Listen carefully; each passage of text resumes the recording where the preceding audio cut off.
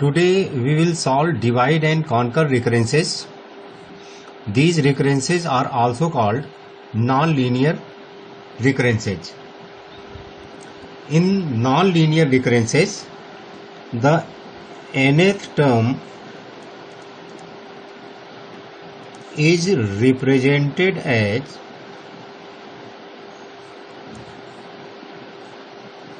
non-linear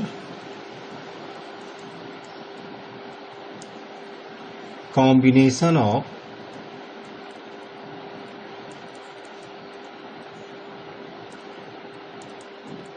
its previous terms. तो इसमें जो nth टर्म है नॉन लीनियर रिकरेंस का, this is combination of non linear combination. Linear नहीं होगा, non linear combination of its previous term. तो इसके पहले हमने प्रीवियस वीडियोज में we had solve the linear recurrences. तो लीनियर रिकरेंसेज में हमने हालांकि एक वीडियो में लीनियर और नॉन लीनियर रिकरेंसेज क्या होते हैं ये भी पढ़ा था. तो जैसे ये Tn is equal to T of n minus one plus T of n minus two, this is linear recurrence. So linear recurrence को सॉल्व करने के लिए we have used methods like guess and verify method.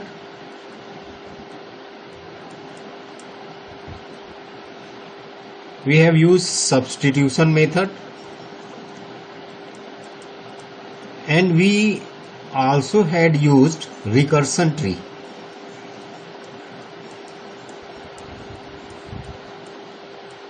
हालांकि हम जो non linear रिकरेंसेज हैं, we can also use these methods to solve non linear recurrences.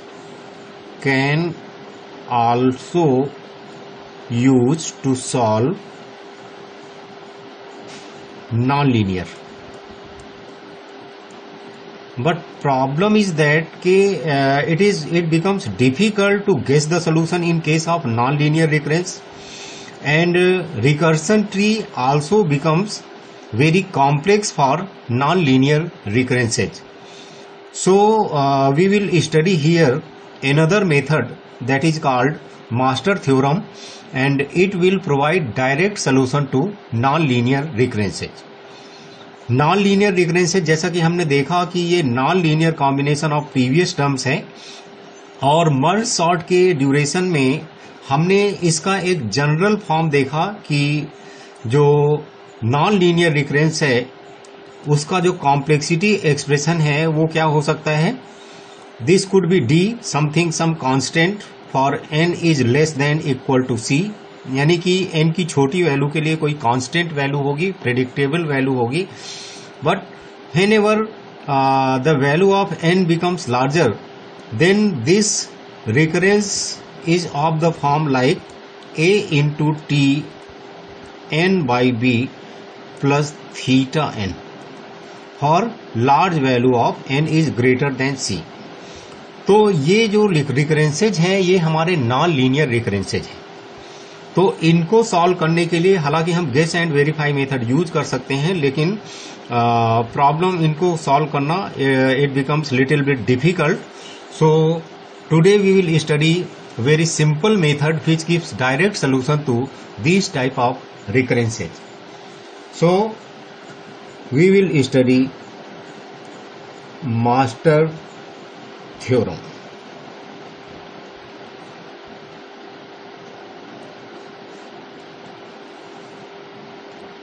तो master theorem is also called lookup table method. Lookup table method, and this is memorization based. Memorization based यानी कि आपको इसमें different cases याद रखने पड़ेंगे, rule याद रखना पड़ेगा, और उस रूल के बेसिस पे you can directly give the solution of such type of recurrences. So this is use to solve. पहली बात जो आपको ध्यान रखनी है वो ये है कि मास्टर थ्योरम मेमोराइजेशन बेस्ड है, लुकअप टेबल मेथड भी इसे बोलते हैं, and this is used to solve only divide and conquer recurrences. Divide and conquer recurrences. तो इस मास्टर मेथड को आप केवल डिवाइड एंड कॉन्कर रिकरेंसेज को सॉल्व करने के लिए यूज कर सकते हैं and it directly produces solution. आप डायरेक्ट इससे सॉल्यूशन लिख सकते हैं and this can not be used, this can not solve all types of divide and conquer recurrences.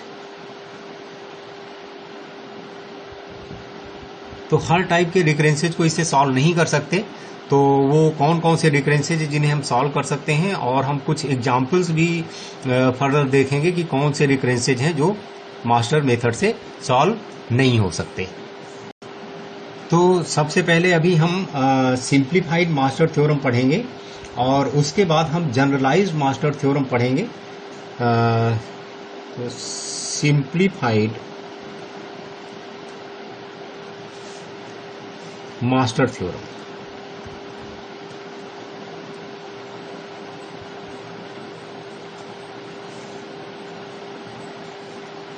तो इसमें हमें जो बात ध्यान रखनी है वो ये है कि लेट टाइम कॉम्प्लेक्सिटी फंक्शन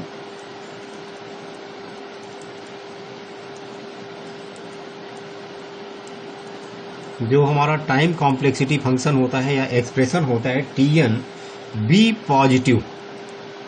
यानी ये फंक्शन जो है इसका जो आंसर होना चाहिए फंक्शन में n की वैल्यू पुट करने पे उसका रिजल्ट क्या आना चाहिए, पॉजिटिव आना चाहिए, निगेटिव नहीं आना चाहिए. एंड साथ साथ यहां एंड है एंड नॉन डिक्रीजिंग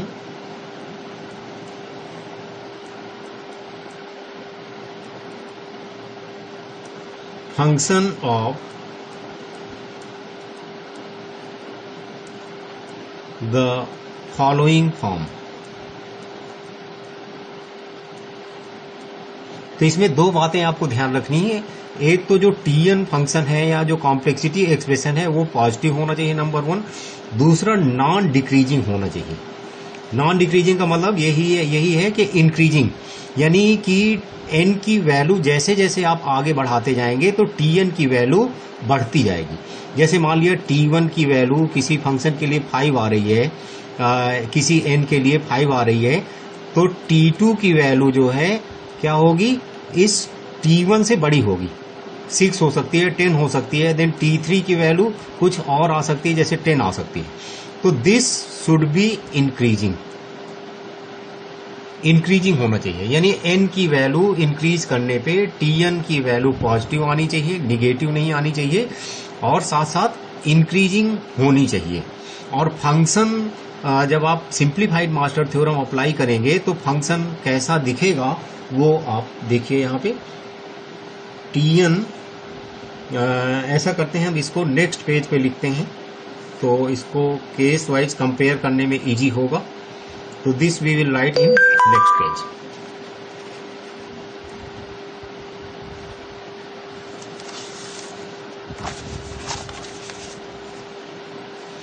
तो जो Tn फंक्शन है वो कैसा होना चाहिए,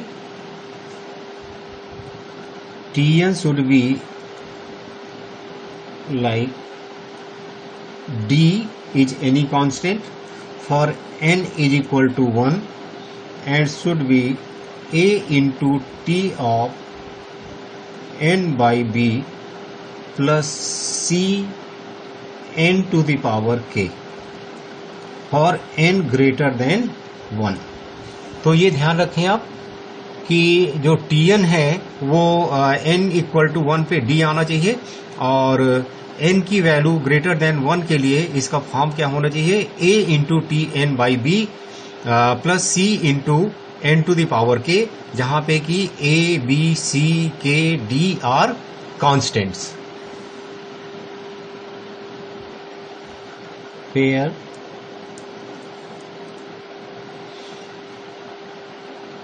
A,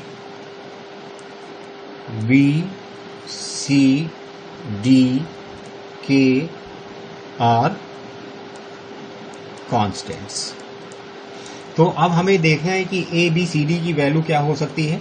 तो सबसे पहले ए की वैल्यू क्या हो सकती है, वैसे तो आपको याद रखना है, फिर भी थोड़ा सा आप समझ सकते हैं। यहाँ पे हमने कुछ रिकरेंसेज पढ़े हुए हैं, जैसे मर्ज सॉर्ट का हमने पढ़ा था। मर्ज सॉर्ट का रिकरेंस क्या था, 2 into T N by 2, 2 into T N by 2 plus C N type से था या थीटा एन था। तो यहां पे आप समझ सकते हैं कि ए की वैल्यू क्या होनी चाहिए, it should be greater than 0। A must be greater than 0, क्योंकि अगर 0 होगा तो ये पूरा जो डिवीजन वाला टर्म है ये खत्म हो जाएगा कि 0 इंटू समथिंग बराबर 0 हो जाएगा। तो इसलिए ए मस्ट बी ग्रेटर देन 0। इसी तरह से बी की वैल्यू, क्योंकि जब आप डिवीजन कर रहे हैं तो मिनिमम बी की वैल्यू 2 होनी चाहिए, तो इसलिए B must be greater than equal to 2। और सी क्या होना चाहिए, ये यानी कि कुछ इसका टर्म आना चाहिए, तो इसलिए सी भी क्या होना चाहिए, C must be greater than 0 and D must be greater than equal to 0। D की वैल्यू आपने कई सारे में देखा है कि यहाँ पे n इक्वल टू 1 पे हम 0 रख सकते हैं, यानी जो बेस कंडीशन होती है 0 हो सकती है, 1 हो सकती है, 5 हो सकती है, कुछ भी वैल्यूज हो सकती हैं। तो ये 0 या उससे बड़ी वैल्यू होनी चाहिए। और k की वैल्यू क्या होनी चाहिए, k must be greater than equal to 0, यानी कि k greater than equal to 0। 0 इसलिए है कि ये जो n का टर्म है, इसका जो k का टर्म है, ये n वाला, ये 0 हो सकता है। यानी कि जो रिकरेंस हमारा हो सकता है वो इस टाइप का भी हो सकता है, 2 t n by 2 plus 1 type से हो सकता है, या t n by 3 plus 5 type से भी हो सकता है। तो यहाँ पे जब k की वैल्यू 0 होगी तो ये n का टर्म खत्म हो जाएगा। या फिर हमारा ऐसा हो सकता है 5t n by 4 plus 6n हो सकता है, या 6n स्क्वायर हो सकता है। तो इस तरह के हमारे रिकरेंसेज पॉसिबल हैं जो डिवाइड एंड कॉन्कर की कैटेगरी में आते हैं।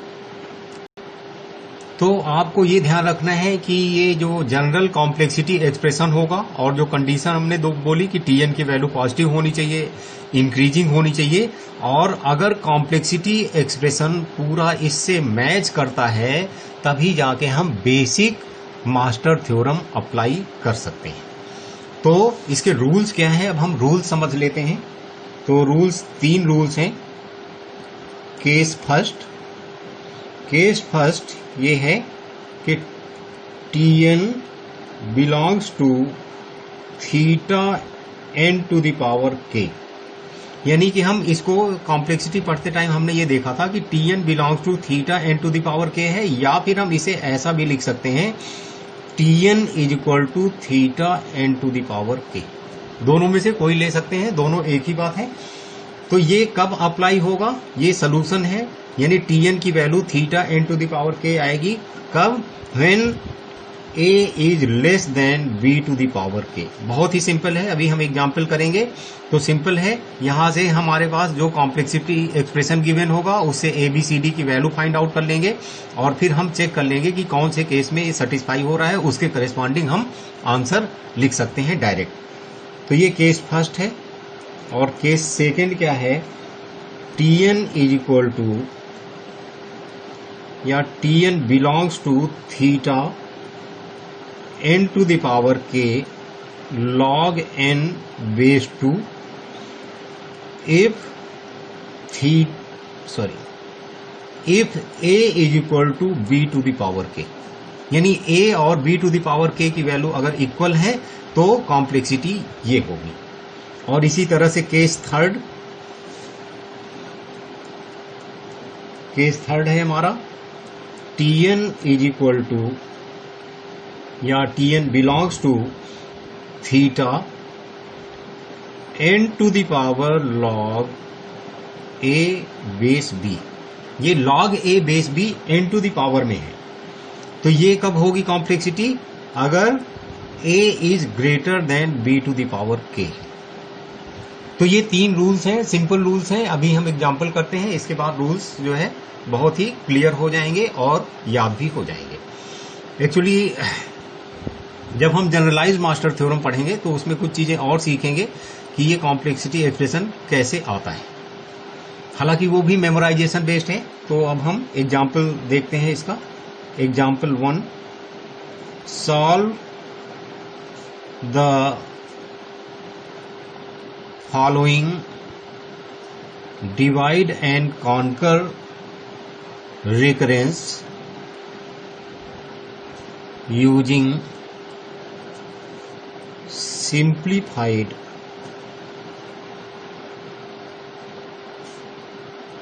master theorem। और रिकरेंस क्या है? रिकरेंस है Tn is equal to 8 into T n by 2 plus n square. तो ये हमारा रिकरेंस है और इसको हमें क्या करना है, सिंप्लीफाइड मास्टर थ्योरम की हेल्प से सॉल्व करना है। तो सबसे पहले इसको सॉल्व करने के लिए हमें इसकी डेफिनीशन पता होनी चाहिए। ये जो डेफिनीशन हमने अभी अभी देखी थी, तो हमें करना क्या है कि अपने न्यूमेरिकल को इससे कंपेयर करना है।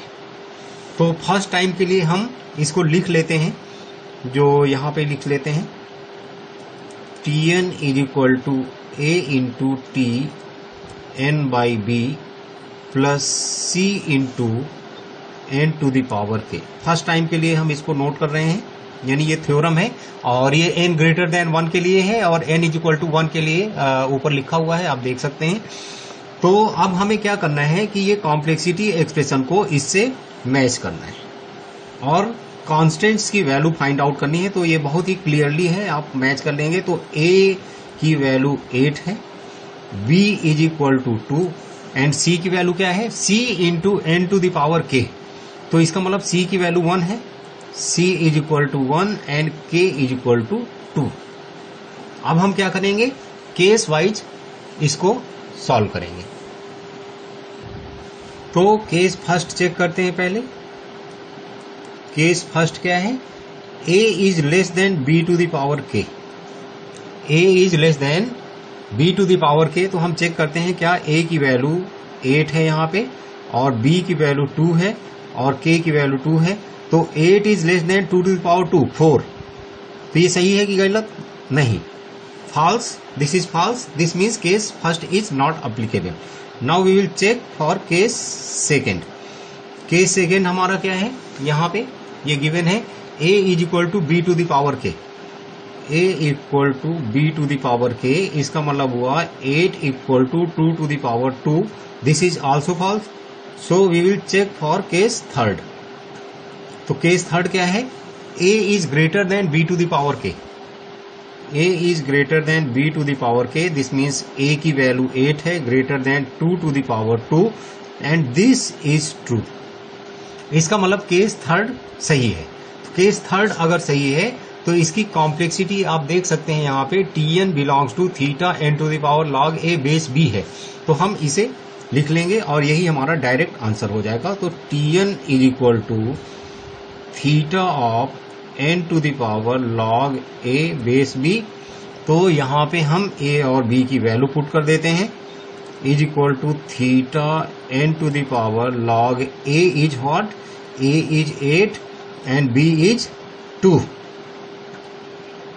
तो ये 2 टू द पावर 3 हो गया log, यानी theta n to the power log 2 to the power 3 बेस 2। इसका मतलब हुआ n cube. This means theta n cube. तो ये डायरेक्ट आंसर आ गया, यानी Tn is equal to what, Tn is equal to theta n cube. तो देखिए master theorem, simplified master theorem से हमें डायरेक्ट आंसर मिल गया। लेकिन अगर हम यहीं पे गेस एंड वेरीफाई मेथड करते तो गेस एंड वेरीफाई में हम पहले T1 निकालते, T2 निकालते, फिर सीरीज फाइंड आउट करते, देन सोल्यूशन गेस करते और गेस करने के बाद हम उसे इंडक्शन मेथड से करेक्टनेस को प्रूव करते। लेकिन सिंप्लीफाइड मास्टर थ्योरम से we got the direct answer. Now we will do another example.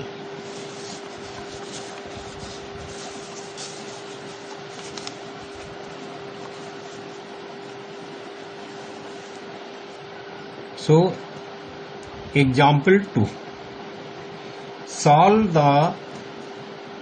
solve using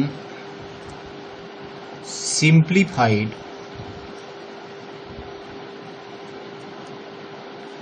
master theorem. Simplified master theorem से हमें फॉलोइंग रिकरेंस जो है उसे सॉल्व करना है. तो इस बार हमारा रिकरेंस है Tn is equal to 2Tn/2 plus n. तो ये रिकरेंस है और हम इसके सोल्यूशन में डायरेक्ट इससे कांस्टेंट की वैल्यू फाइंड आउट करते हैं. तो a की वैल्यू 2 है, b इज इक्वल टू